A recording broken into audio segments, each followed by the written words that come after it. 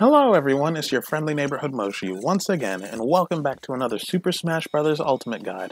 Today we're going to be taking a look at Mr. Game & Watch.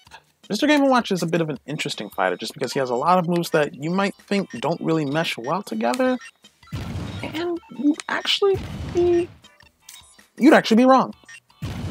They mesh well to an extent. Okay, so I'd say you're half right.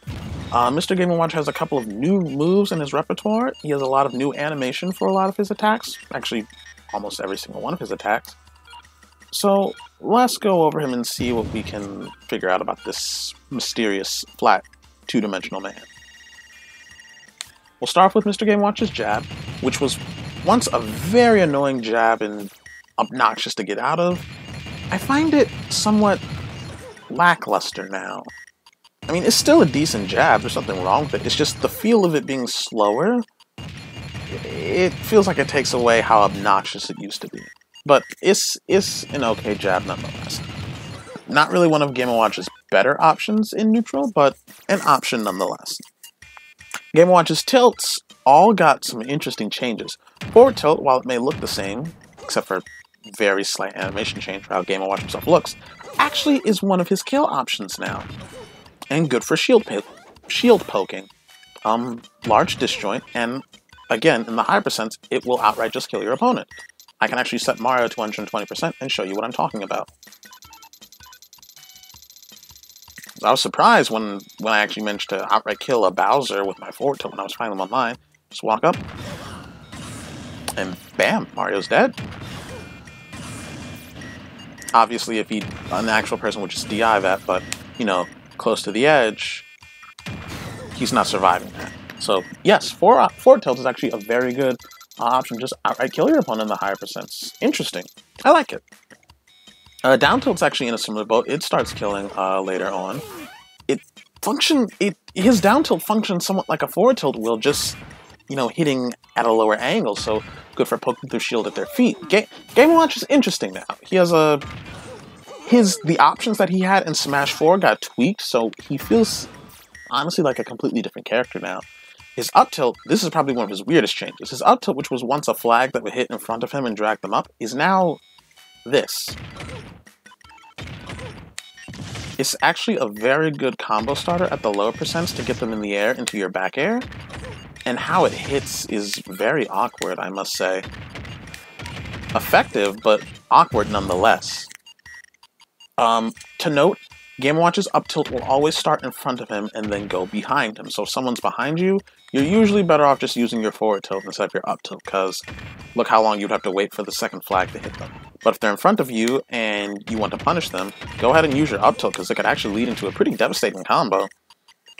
Game & Watch's smash attacks, interesting changes. Forward smash feels shorter range. It feels much shorter range, actually. It probably is. Still as devastating when it actually hits. The sweet spot feels smaller, though. Well, when I was fighting someone, I could almost never land the sweet spot, but when I did land that sweet spot, oh boy, did it kill, and did it kill early. Game & Watch's down smash is actually very good now, because you hit the tip of it, it buries, which pretty much immediately leads into his forward smash. Or whatever options you want to use.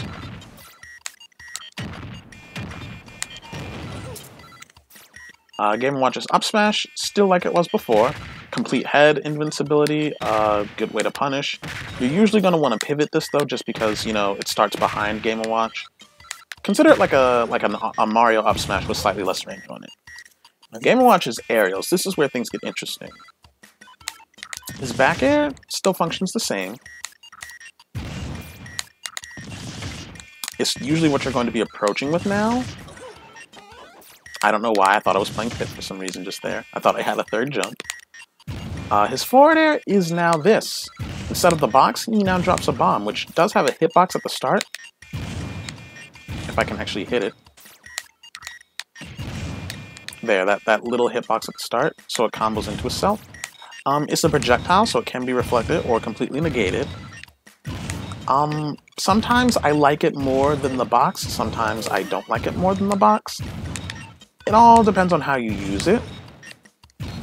It's a decent edge guarding tool. It doesn't really catch the 2-frame well, just because this is the one thing I don't like about Game & Watch's bomb. It does not explode immediately upon hitting someone. It doesn't explode until it hits the ground, or until after 1 second.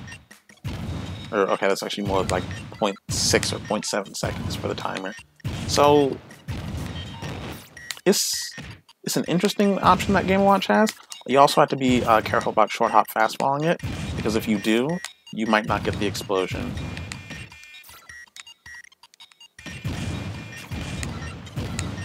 So, it's an interesting option that Game & Watch has.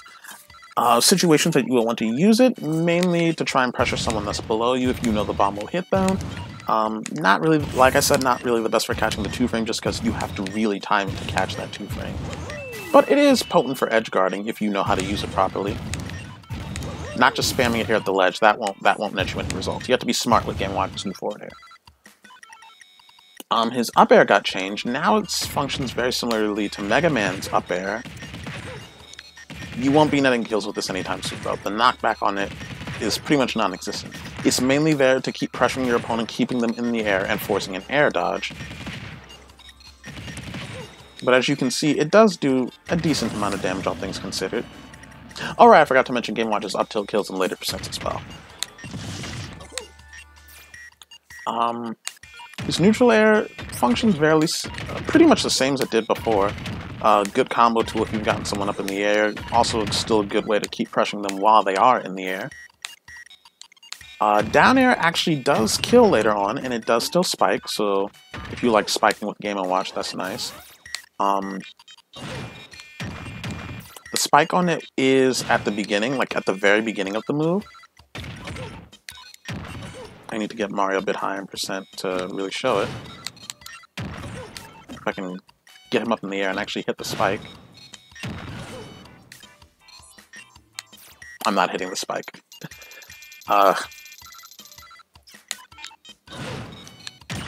There we go. You have to hit right at the beginning of the move. It doesn't matter where you hit, at the bottom, doesn't really matter. Just hit right as the move is beginning.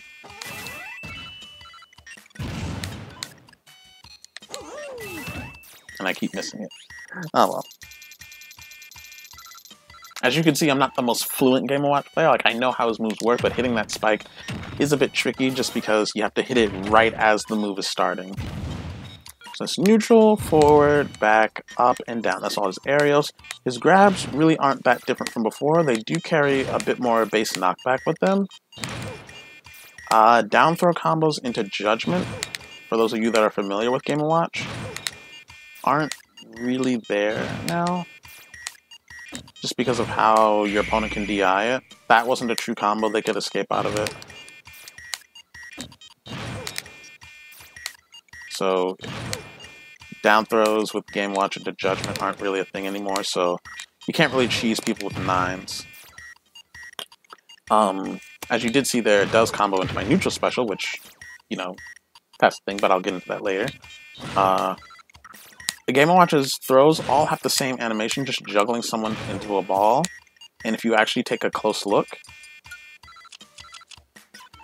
when you're juggling your opponent, their head actually turns into the face for their stock, which I think is adorable. So all Game & Watch's throws have the same, they follow that same animation, so it can be tricky to tell where Game & Watch is actually going to throw you. Although, you can actually tell which direction you're going to be sent flying by which direction that ball is going. Forward throw, obviously he throws the ball forward. Back throw, he throws it backward. Down throw, the ball will land behind him after a short duration. And his up throw has the same animation as his back throw. Up throw actually does combo into his up air, so that's a good way to start juggling people and pressuring them with your up air. So there's that. Now into his specials. His neutral special, I believe it was called Cook, I can't remember correctly. It has a hitbox immediately on the frying pan itself. And this actually isn't a terrible tool for trying to gimp people that are coming back to the ledge, as you can see here. Like, it can be very annoying trying to get back onto the stage when Game & Watch is using Cook. Just because, remember, Game & Watch himself has a hitbox on the frying pan. So this is an option that you do have if you're trying to gimp somebody's recovery. His fourth special is Judgment. Now, Judgment can roll any number between a 1 and a 9. A 1 does a little bit of damage to your opponent, but 14.4% to Game & Watch himself. You don't really want to get a 1. A 2 is a slightly stronger hitbox. A 5 is an electrical hitbox that will hit 5 times. Also, the number that appears usually will dictate how many times it hits for a couple of them, not all of them. 2 is a really weak hit. 9 is the hit that you will hope that you can get for Judgment. Judgment won't immediately kill with a 9. If I hit Mario with a 9 from this side of the stage, I probably wouldn't be killing him. But most of the time, you can expect a 9 to kill, even from 0%. If a 7 hits, you get 3 apples. An 8 will freeze them. I believe a 6 will set them on fire. If I can get a 6. I'm getting really unlucky with Judgment here. Still getting unlucky. I won a 6. There we go. And a 6 will set them on fire. 4 is a Sword Slash. And that's all the numbers you can roll with Judgment. 1 through 9. His up special launches him high into the air as well as anyone that he hits. And he can parachute back down. He's actually not put into helpless. You can use aerials out of it, but be careful because, you can't use your up special again until you hit the ground. And his down special is Oil Panic. What this does is actually very interesting. It used to only absorb projectiles, but now can also reflect them as well, depending on what their property is. So what happens is Game & Watch can store up to 3 projectiles, and then he can dump them all out once he's got 3 of them. So you can get all 3, then use your down special again, and you get Oil Panic, which is a very strong knockback move. The knockback of it is actually dependent on the projectiles you absorb. So if you absorb 3 charge shots from Samus and then use Oil Panic, you're most likely going to kill her in 1 shot. And that's all of Game & Watch's moves. What do I think of Game & Watch? How should you play him? Well, that's just it. Game & Watch is a bit of an unorthodox character. He doesn't really have tools for any situation, so he's not really jack of all trades, master of none. I think that where Game & Watch succeeds is just being a nuisance to his opponent. He can juggle them repeatedly with the use of his up air. Smart use of his forward air is actually a lot of pressure for your opponent to deal with, especially on shield. And if you full hop with it and retreat, it's relatively safe. His back air and his neutral air are very good to combo out of his throws.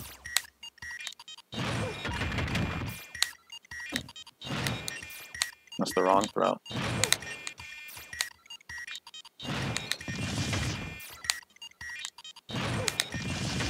There we go. So he can combo out of his throws relatively easily at lower percents with his aerials. He doesn't really have a problem killing just because of literally all of his tilts, his smash attacks. So Game & Watch doesn't really have a problem killing.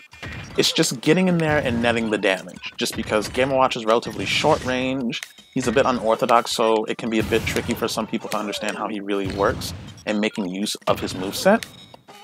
But if you can understand properly how to make use of each of his moves, I think that you could go quite a ways with Game & Watch. Like I said, he has no problems killing because all of his tilts, all of his smash attacks are very strong. It's just actually getting in there and dealing that damage because of his short range and very unorthodox moveset. But there's a fighter out there for everyone, and I believe Game & Watch is there for some people.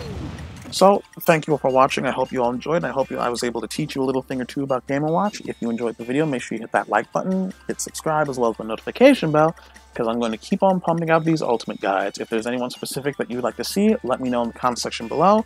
Once again, thank you for watching, and I'll see you all next time.